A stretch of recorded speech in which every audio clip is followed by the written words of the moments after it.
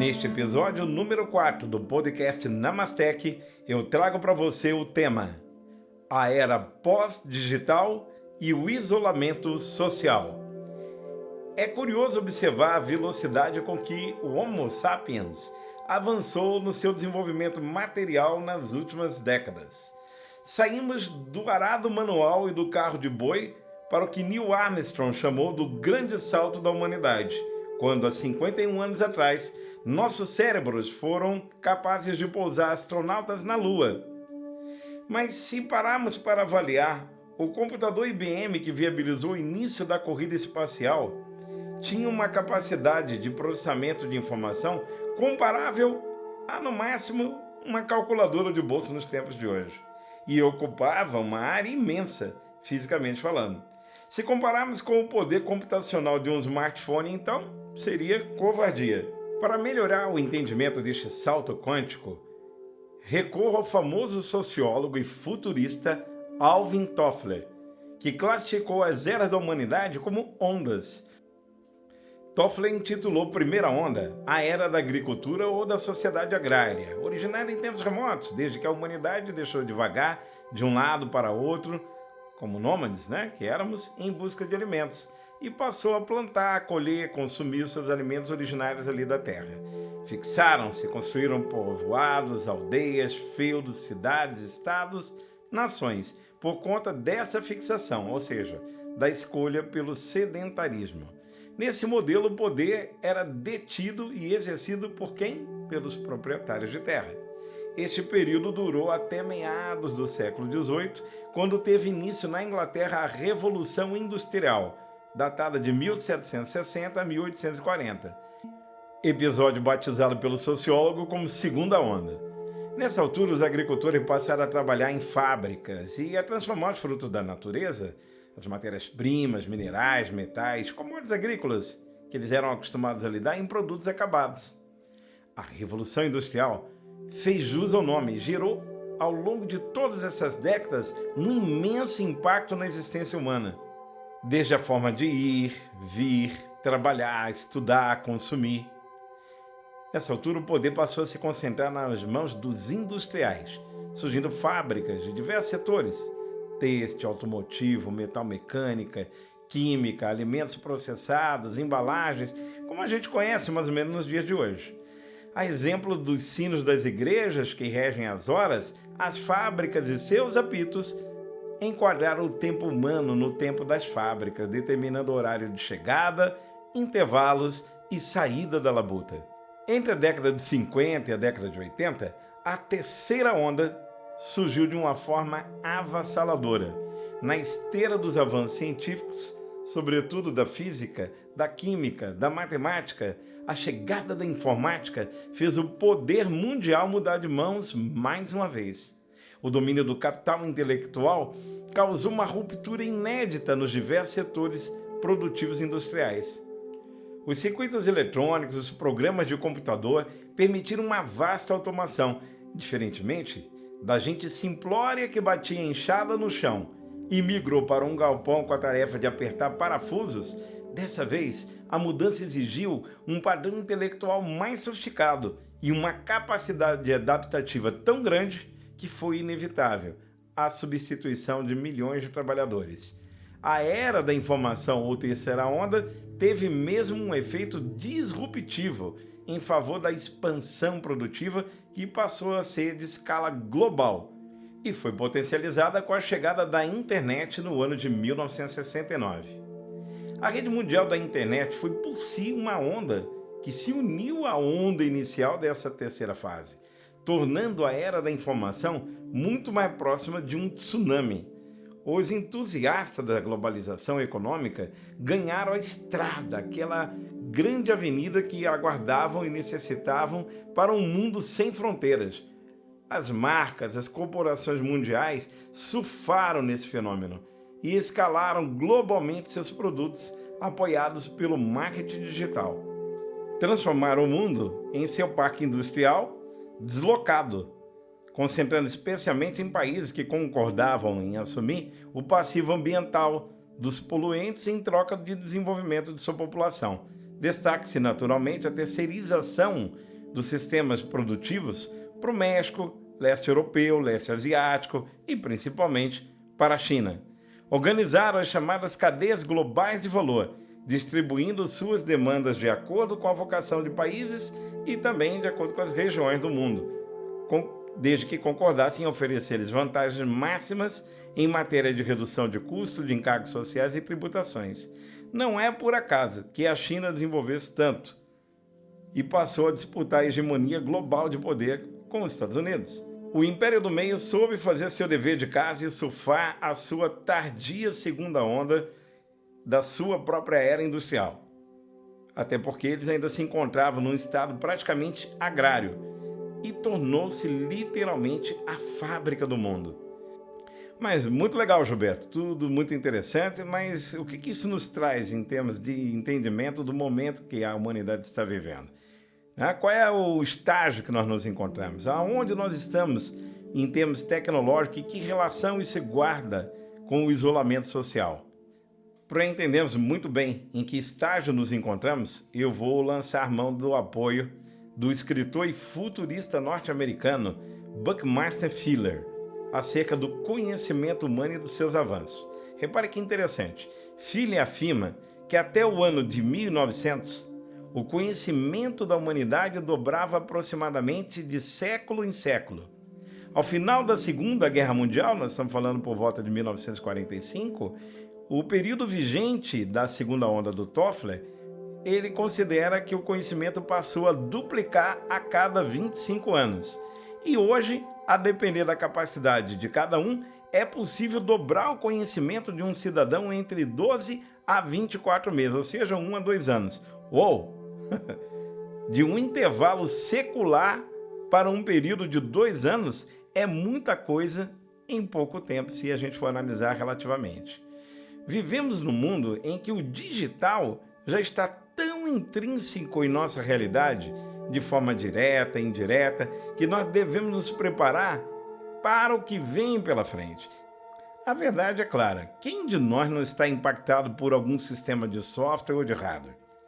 Independente do lugar do mundo onde você viva, qual é a sua classe social, fato é que a aldeia global observou esse darwinismo digital acontecer e sabe que o processo evolutivo ele não para, ele é constante. Os algoritmos estão cada dia mais intuitivos e isso mudará tudo, mas tudo mesmo. Eu posso afirmar que as tecnologias que utilizamos hoje parecerão brincadeira de criança de tão singelas diante do que vem pela frente. Eu me refiro às tecnologias exponenciais, ou também conhecidas como tecnologias disruptivas, que já chegaram aí. Vamos lá. Inteligência artificial, realidade aumentada e realidade virtual, a era transmídia, como chamam, a neurociência, a nanotecnologia, a revolução genética em curso, o uso de blockchain, as criptomoedas, os novos materiais revolucionários como o grafeno, a robótica avançada, a manufatura aditiva da indústria 4.0, a chamada nanobioinformática, as tecnologias vestíveis conhecidas por wearables technologies ou mesmo as embarcadas internas ao corpo humano, chamada inside technologies e, sobretudo, a conexão de milhões de sensores já existentes no mundo, os chamados IoTs, ou Internet of Things, as chamadas Internet das Coisas. É quando máquinas que têm sensores, o poste de rua, geladeira, o carro, tudo isso de alguma forma, onde já estão embarcados sensores, eles estão aí aos milhões espalhados pela humanidade. Tá? Uma das maiores e mais respeitáveis fontes sobre o mundo digital, o IDC, o chamado International Data Corporation, afirma que estamos dobrando a produção de dados a cada 2 anos, chegando agora em 2020 ao incompreensível número de 350, seja lá o que raio isso signifique, né?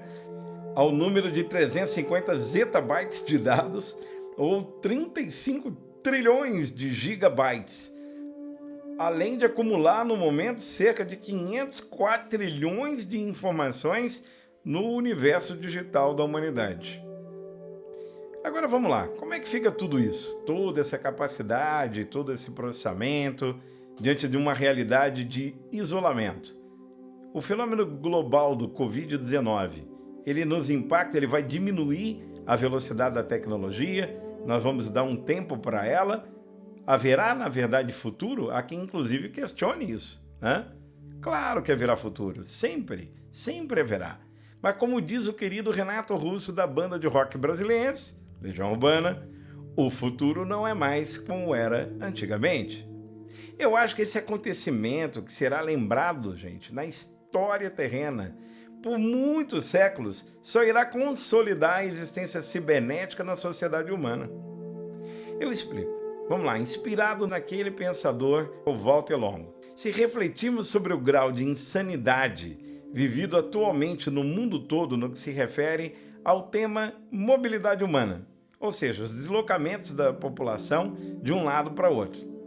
Nós estamos reproduzindo até hoje o mesmo conceito, o mesmo paradigma da era industrial do século XVIII. Lembra?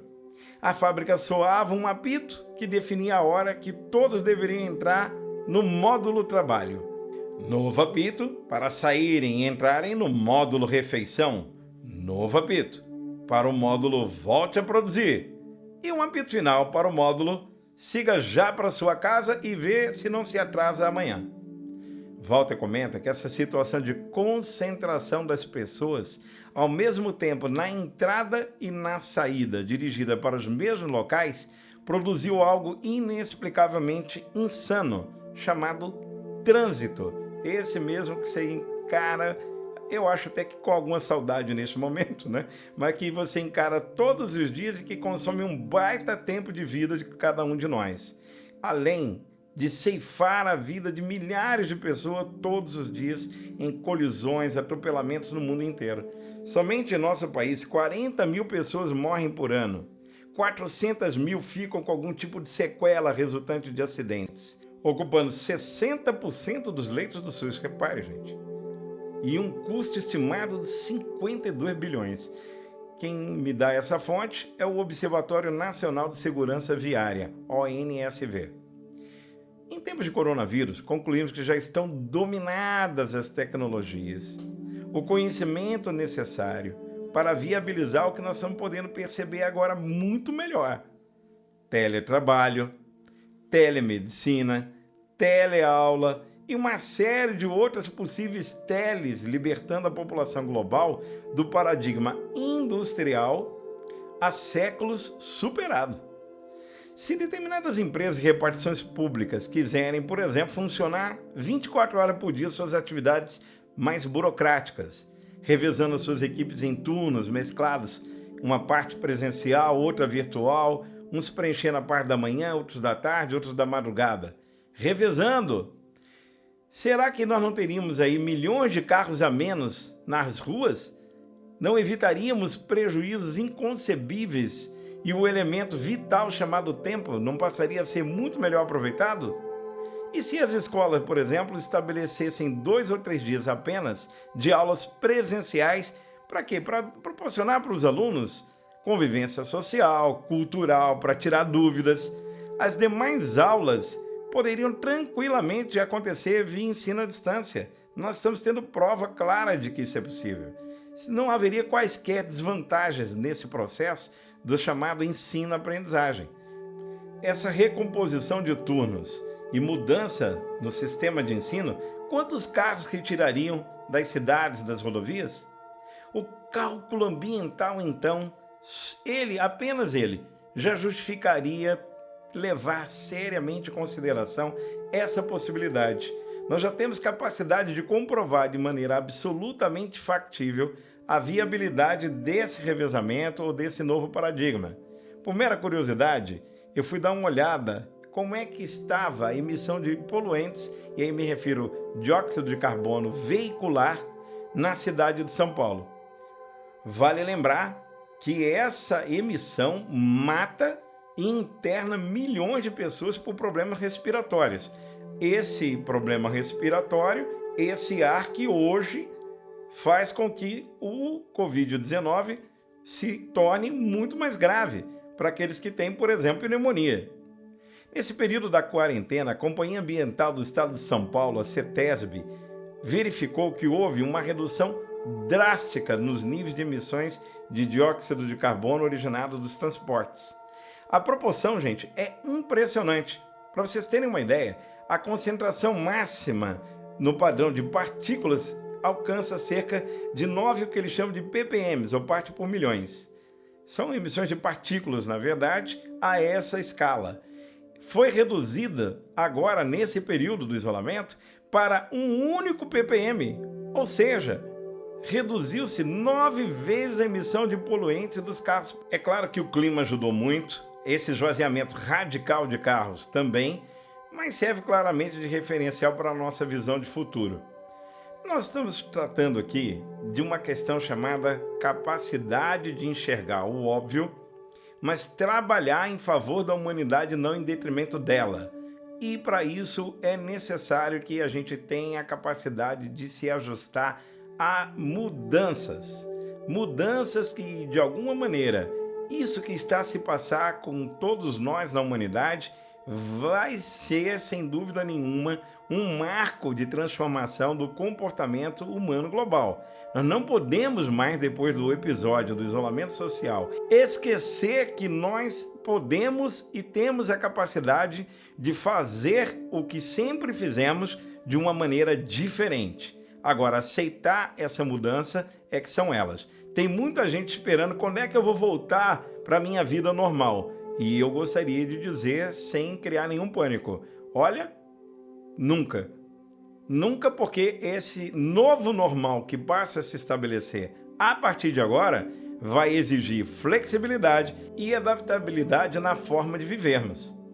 Meus amigos, até hoje, só para dar um exemplo do quanto a dificuldade está intrínseca no comportamento humano, na capacidade de resistir, de não querer mudar, de não querer sair do seu lugar de conforto, de não mudar o olhar acostumado, de não sair do padrão já existente, consolidado, que a gente repete, reproduz. Isso tem a ver, inclusive, com a psique coletiva de família, de grupos sociais, onde os padrões vibratórios do passado, e às vezes de séculos, estão determinando o conjunto de crenças, de valores até hoje. Meus amigos, vamos dar um exemplo claro. Banco de bicicleta, até hoje, nós chamamos ele de selim, e a ergonomia dele é exatamente igual de onde surgiu esse nome. Há quanto tempo nós saímos do cavalo para a bicicleta utilizando-a como meio de transporte? Mas nós demos o nome e o formato físico ergonômico desse assento de selim, que se origina da palavra sela. A verdade é que até hoje nós estamos sentados no passado. As mentes semidigitais tenderão a ter mais dificuldade. Elas precisarão se reinventar nesse novo futuro. Eu não digo realmente que isso será fácil, mas é inevitável que pelo menos os gestores públicos, as autoridades políticas e, sobretudo, as lideranças empresariais encarem o choque vivido. Nós poderemos ter a linguagem da tecnologia da informação como o novo dialeto digital. E esse novo dialeto digital que nos será exigido também permitirá com que nós possamos universalizar as oportunidades. Nós estamos realmente diante daquilo que no meio da tecnologia da informação nós chamamos de POC, ou prova de conceito. A vida virtual em âmbito global está passando por uma prova de conceito. Ou seja, essa situação vivida no momento está colocando todos a experimentarem, a testarem suas vidas, suas realidades, a partir da utilização da vida virtual, da vida digital. Penso que esse novo paradigma que nasce gera uma nova era, ou poderíamos até chamar, com a licença que eu pediria a Alvin Toffler, de uma nova onda que vem por aí. Toma até mais liberdade ainda de chamá-la, batizá-la da era imaterial. Mas sobre isso, eu quero conversar com vocês numa próxima oportunidade. Se cuidem e fiquem em casa. Namastê!